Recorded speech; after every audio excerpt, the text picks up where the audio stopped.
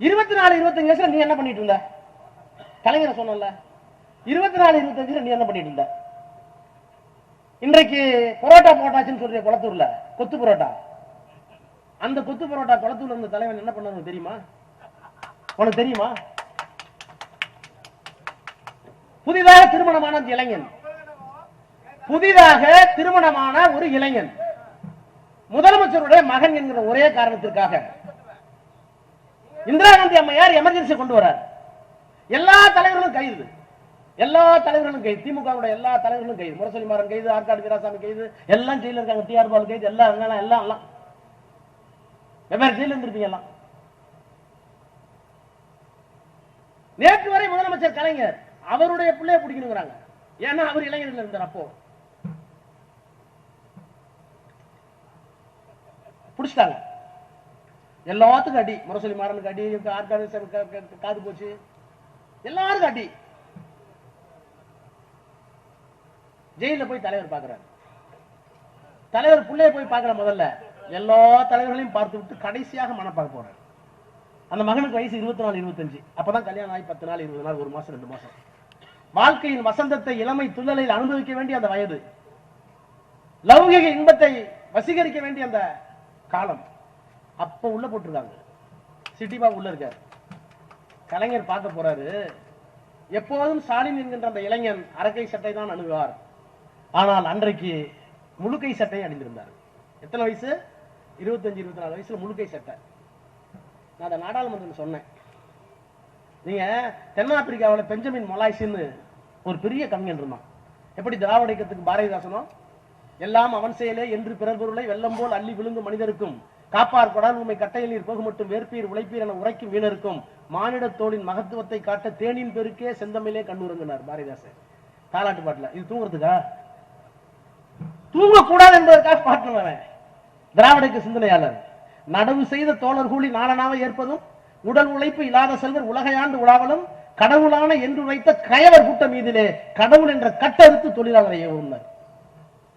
இதெல்லாம் நாங்கள் கேட்டு கேட்டு வளர்ந்த பாடல்கள். அப்படி பெஞ்சமின் மொலாய்ஸ் இங்க பாரதிதாசன் மாதிரி அங்க ஒரு கவிஞன். அங்க நீக்ரோவுடைய விடுதலை போராட்டம் நடந்த காலகட்டம். அப்ப ஒரு பெண் கவிஞர் நீதிமன்றத்தில் பேசியதாக ஒரு கவிதை. அவள் ஒரு பெண், நீக்ரோ இனத்தை சார்ந்தவள், தன் இனத்திற்காக போராடுகிறாள். போலீஸ் அவரை கைது செய்கிறது. கைது செய்து மாசம் மாசம் உங்களுக்கு கொண்டு போய் நிறுத்தணும்ல வாய்தாவுக்கு. அப்படி நிறுத்தும் போது ஒரு 2-3 மாசம் கழிச்சு போய் நிறுத்துறாங்க. அப்ப வழக்கமா நம்ம கேட்கணும், நீதிபதி கேட்கணும், நம்ம ஊர் சட்டமா இருந்தா அங்கேயும் இங்கிலீஷ்ல நான் தான் ஆங்கிலோ சாக்சன் ஜூஸ் ஆங்கிலத்தை சொல்லுவாங்க. அவர் கொண்டு வந்த சட்டம். அம்மா போலீஸ் காவல் இருந்தீங்களே, உங்களுக்கு போலீஸ் ஏதாவது தொந்தரவு கொடுத்தாங்களா அப்படின்னு கேட்கிறார் நீதிபதி. இந்த பக்கம் ஒரு போலீஸ்காரன், இந்த பக்கம் ஒரு போலீஸ்காரன். இவர் கையில லத்தி, இவர் கையில லத்தி. இவ்வளவு ஒரு கவிஞர். போலீஸ் அடிச்சாங்களான்னு கேட்டா சொன்னா திரும்ப வரவழுவும். நீதிபதி கேட்கிறாரு, அம்மா காவல்துறை உங்களை கொடுமை செய்ததான். மேடம் நீதிபதி அவர்களே, பெரிய கொடுமையெல்லாம் ஒண்ணும் செய்யல. இதோ பக்கத்தில் இருக்கிறார் இந்த போலீஸ்காரர் வைத்திருக்கிற தடிக்கு விந்து வீச்சுகிற ஆற்றல் இருந்தால் நான் இந்நேரம் கர்ப்பிணியாக இருப்பேன். எவ்வளவு கொடுமை, எவ்வளவு கொடுமை. இதை நாடாளுமன்றத்தில் நான் சொன்னேன். யார்? ஸ்டாலின் சார். நாடாளுமன்றத்தில் சொன்னேன். சொல்லிட்டு சொன்ன பெஞ்சமின் மொலாய்ஸ் ஒரு கவிஞன் தென்னாப்பிரிக்காவில் தான், அவன் உருவாக்கிய பெண் சொன்னால் இந்த போலீஸ்கார் கையில் இருக்கிற லத்திக்கு மட்டும் விந்து வீச்சுகிற ஆற்றல் இருந்தால் நான் இந்நேரம் கர்ப்பிணியாக இருப்பேன். எவ்வளவு பெரிய குடும்பம் நடந்திருக்கு. ஏற்றுக்கொண்ட சித்தாந்தத்துக்காக, கருப்பரின விடுதலைக்காக தன் வாழ்நாளை அப்பறித்த அந்த கவிஞன் எழுதிய கவிதை. அது தென்னாப்பிரிக்காவில் மட்டும்தானா நடந்தது? நாடாளுமன்றத்தில் கேட்டேன். தமிழ்நாட்டிலும் நடந்தது. பக்கத்திலேயே ராஜீவ் காந்தி கொண்டு, ராகுல் காந்தி, அந்த பக்கம் அவர் தங்கச்சி வேணுகோபால் எல்லாம் உட்கார்ந்துருந்தாங்க. இங்கேயும் நடந்துச்சுன்னு அப்படியே நாடாளுமன்றமே விட்டு பார்க்குது. அப்ப சொன்னேன், ஒரு இளைஞனுக்கு 24 வயசு 25 வயசு ஜெயில பிடிச்சி போட்டீங்க. அவங்க அப்பா பார்க்க போறாரு. அரக்கை சட்டம் மட்டும்தான் அணிகிற பழக்கம் அந்த பையனுக்கு. ஆனா முழுக்கை சட்டை போட்டிருக்காரு. அப்பா ரொம்ப புத்திசாலி, ரொம்ப புத்திசாலி. பையன் முழுக்கை சட்டை கரெக்டா கண்டுபிடிச்சு கிட்டக்கு போய் போலீஸ் அடிச்சாங்களான்னு கேட்கிறாரு. ஏன்னா காயம் எங்க இருக்கு, காயம் இருக்கிறது கையில், சரியான அடி, வீக்கம். ஆனால் அன்றைக்கு அந்த 24, 25 இளைஞன் திருமணமான புதியத்தில் வசந்தத்தை தூக்க வேண்டிய அந்த இளைஞன் நேற்று வரை தன்னுடைய தந்தை முதலமைச்சர் அவர் சிறை கம்பிக்கு வெளியில் இருந்து கேட்கிறார், போலீஸ் அடித்தார்கள் என்று கேட்டபோது, என்னை யாரும் அடிக்கவில்லை, எனக்கு நேர்ந்த எந்த துன்பத்தையும் கவலைப்படாதீர்கள், நான் முக்கியமல்ல, இந்தியாவுடைய ஜனநாயகத்தை காப்பாற்றுங்கள் என்று சொன்னவன் முத்துவேல் கருணாநிதி ஸ்டாலின் என்ற இளைஞன். தனக்கு விழுந்த அடியை முழுக்கை சட்டை போட்டு மறைச்சிட்டு அப்பாவுக்கு தெரியக்கூடாது, தனக்கு நேர்ந்த காயம் பெரிதல்ல, ஜனநாயகத்துக்கு விழுந்த காயமும் அடிதான் என்று 24 வயதில் 25 வயதில் மூறி முழங்கிய ஒரு இளைஞனை ஸ்டாலின் சார் நான் உடனே எப்படி கூப்பிடலாம், மந்திர படம் வாயில ஏதோ நான் படிச்ச படிப்பு வகித்த பொறுப்பு காப்பாத்திட்டு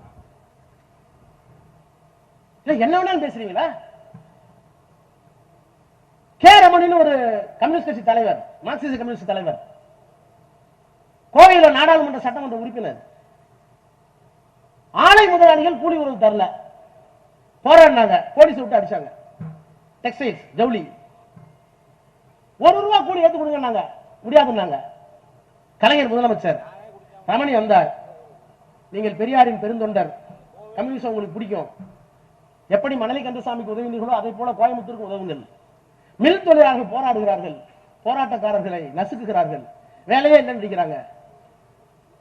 அப்ப பேச்சுவார்த்தை கூப்பிட்டார் கலைஞர். எல்லா பெரிய பணக்காரங்க வந்துட்டாங்க கோயம்புத்தூர்ல இருந்து.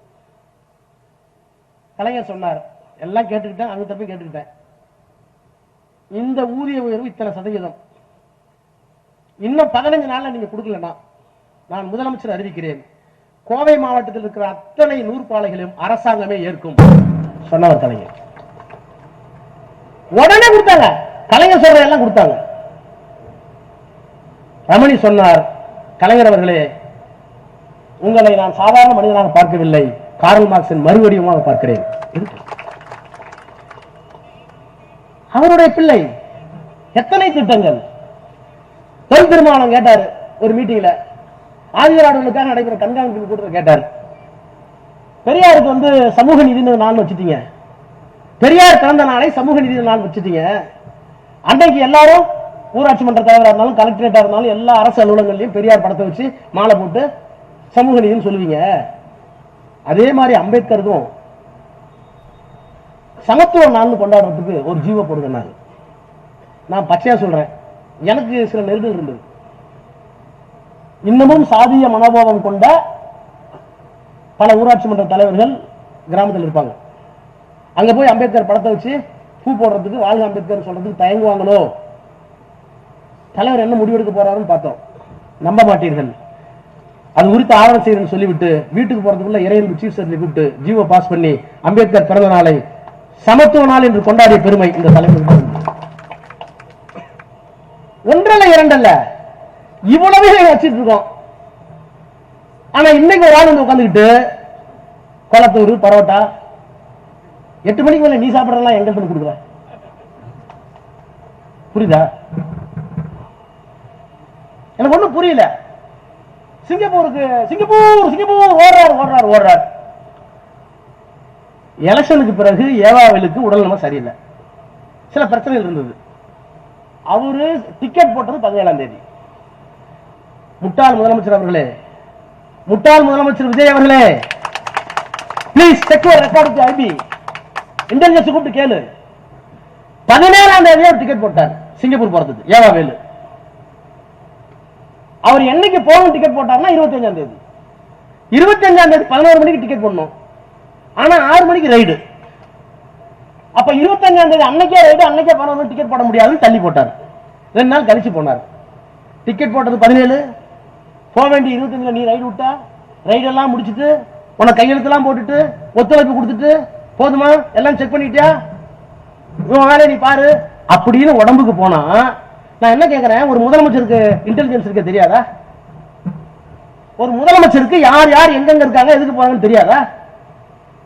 இவ்வளவு பெரிய மக்கள் இருக்கிறது பொய்யா பேசினா, பொய்க்கு அளவே இல்லையா? ஒரு முதலமைச்சர் பொய் சொல்லாமா? வெக்கமா இருக்கு. காமராஜரும் அண்ணாவும் ராஜாஜி உட்கார்ந்த இடத்தில் ஒரு பொய்ய முதலமைச்சரா இருக்கிய கேட்டாரா? அவரு சட்டசபையில கேட்டாராம். பார்ட்டி ஃபண்ட் சொன்னேன், எந்திரிச்சு ஓடுறாங்க. உன்ன லூசுங்கிறதா, முட்டாளுங்கிறதா, இல்ல கிறுக்குங்கிறதா, இல்ல பொய்யாங்கிறதா, உனக்கு ஒண்ணும் புரியல. செக்ல இருக்கா டிவில பாரு சந்திர ஒட்டி உள்ள பார்ட்டி பண்ண நீ சொல்ற எதிர்கட்சி தலைவர் என்று சொல்றார் பார்ட்டி பண்ணு சொல்றீங்களே எந்த பார்ட்டி வாங்கினாங்க அதுக்கு என்ன ஆதாரம் கேட்கறாங்க இவன் பயந்துட்டு வந்து சொல்றீங்க நீங்க பார்ட்டி ஃபண்ட் கடந்த காலத்தில் வசூலித்தீர்கள் சொன்ன உடனே எந்த பார்ட்டி எந்த ஃபண்ட் கேட்டார் அதை சொல்ல வேண்டிய கடமை முதலமைச்சருக்கு இருக்குன்னு சொன்னார் இவர் பத்திட்டார் இவர் தான் ஆய திறக்க மாட்டாரு என்ன எழுதி கொடுக்குறாங்கன்னா ஸ்கிரிப்ட் அந்த ஸ்கிரிப்ட் தான் பேச அப்ப ஒன்றும் தெரியாது அந்த இன்னொரு தம்பி இருக்குது முந்திரி கோட்டை அந்த பையன் வந்துருச்சு நாங்கள் எந்த பார்ட்டி என்று சொல்லவில்லை உனக்கு வெக்கமா இல்ல எந்த பார்ட்டி சொல்ற சொல்லுங்க நீ எந்த பார்ட்டின்னு சொல்லி நாங்க உடையாந்துருந்தோம் நீ ரைட் நீ எந்த பார்ட்டி சொல்றது துப்பு இல்ல முதுகெலும்பு இல்ல முதுகெலும்பு இல்லாத முதலமைச்சரை வைத்துக் கொண்டு அறவை காட்ட அமைச்சரை வைத்துக் கொண்டு ஏண்டான சபையில் வைப்பாரு வெளியே வந்த உண்மை அதான் உண்மை என்ன என்ன வேணாலும் பண்ணீங்களா பார்ட்டி ஃபண்ட் ஓடுனார் சிங்கப்பூர் இன்னொன்னு நம்மளாம் நீங்க எல்லாம் எம்பியா இருந்தீங்க நம்ம மினிஸ்டர் நம்மள ஒரு மினிஸ்டரோ எம்பியோ பார்லிமெண்ட்ல வாயை திறந்து பேசிட்டா அதுல இருந்து மாறக்கூடாது மாறினா என்ன பண்ணுவோம் பிரிவிலேஜ் கொண்டு வந்துடும் பிரிவிலேஜ்ல என்ன உரிமை பிரச்சனை அவையில ஒண்ணு சொன்னார் ராஜா பழனிமாணிக்க இளையமைச்சர் அவையில ஒண்ணு சொன்னார் வெளியே போய் தப்பா பேசுறார் இது நாடாளுமன்றத்தை இழிவுபடுத்திய சமம் பிரிவிலேஜ் மோஷன் கொண்டு வந்துடுறாங்க எங்க காலம் முடிஞ்சது அதோட ஒன்னே வந்து நம்ம அனுப்பி போக வேண்டியதான் தப்பா பேச விட்டுருக்க வேண்டியதான் இதானே நல்லா கவனிங்க படிச்சு வந்துருக்கு பிரஸ்ல வந்துருக்கீங்க எனக்கு போன என்ன பண்ணி தொலைக்கிறது ஐயா என்ன பண்றது